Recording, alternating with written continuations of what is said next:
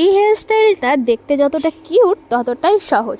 চলো তোমাদের সাথে শেয়ার করি। সবার প্রথমে তো চুলের মাঝখান দিয়ে এরকম শীতে কেটে নিতে হবে, আর তারপরে আমরা যেরকম নর্মাল বেনি করি সেরকমভাবে প্রথমে একটা স্টেপ বেনি করে নিতে হবে। বাস, আবার কিন্তু একটা স্টেপ বেনি করার পর নতুন একটা চুলের এরকমভাবে লেয়ার নিয়ে একটা একটা করে অ্যাড করব, আর হালকা হালকা করে বেরুনি করতে করতে যাব। হ্যাঁ, এই ক্ষেত্রে মনে রাখতে হবে সামনের দিক থেকেই কিন্তু চুলগুলোকে নিতে হবে, পেছন দিক দিয়ে টেনে নিলে কিন্তু ডিজাইনটা বাজে হয়ে যাবে। ব্যাস, এইভাবে করতে করতে কিন্তু এই প্রসেস ফলো করে আমি কিন্তু দুপাশেই বেনি করে নিচ্ছি। মানে এক পাশ তোমরা দেখতে পাচ্ছ আর আরেক পাশটা আমি আগে থেকেই করে ফেলেছি। আর এইভাবেই আমার যখন কাজটা কমপ্লিট হয়ে যাবে আর একটা নর্মাল বেনির মতো এবার এখান থেকে টেনে নেব, কারণ কানের কাজ পর্যন্ত আমার ডিজাইনটুকু হবে, তারপরে কিন্তু আর হবে না।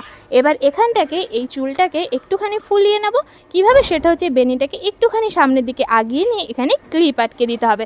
ব্যাস, তাহলে এই সামনের দিকের ফ্রন্ট হেয়ার স্টাইলটা কিন্তু কমপ্লিট। এবার পেছনে একটা পনিটেল করে নেওয়ার পর এরকমভাবে একটা গার্ডার ভেতরে ঢুকিয়ে দেবো। আর গার্ডারটা হ্যাঁ অবশ্যই হতে হবে মোটা। যত মোটা গার্ডার তোমরা সিলেক্ট করবে ততটাই কিন্তু তোমাদের খোপাটা বড় হবে। এইভাবেই আমি এখানটাতে প্যাঁচাতে আছি। চুলগুলোকে প্যাঁচানো হয়ে যাওয়ার পর আমার কিন্তু এই গার্ডার পর্যন্ত নিয়ে আসতে হবে, আর গার্ডার পর্যন্ত এসে গেলেই আমার এই খোপাটা কমপ্লিট হবে। আর হ্যাঁ, খোপাটাকে কিন্তু এরকমভাবে ছেড়ে দিলে হবে না, আর এই জায়গাটাতে খুব ভালো করে ক্লিপ আটকে দিতে হবে, যেটাকে আমরা ববি পিন বলি। সেগুলোকে এভাবে আটকে দেওয়ার পর আমার কিন্তু খোপা রেডি। আর এর পরবর্তী স্টেপ যেটা হবে সেটা হচ্ছে ফুলের মালা কিংবা গাজরা, তোমরা যেটা খুশি সেটা ইউজ করতে পারো। আমি এখানে অরিজিনাল ফুল ইউজ করেছি।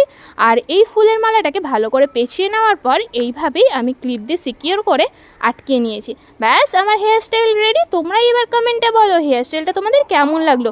ভিডিওটা ভালো লাগার সাথে সাথে লাইক করো, বন্ধুদের সাথে শেয়ার করো, চ্যানেলে নতুন হয়ে থাকলে চ্যানেলটিকে সাবস্ক্রাইব করে আমার পাশে থাকো।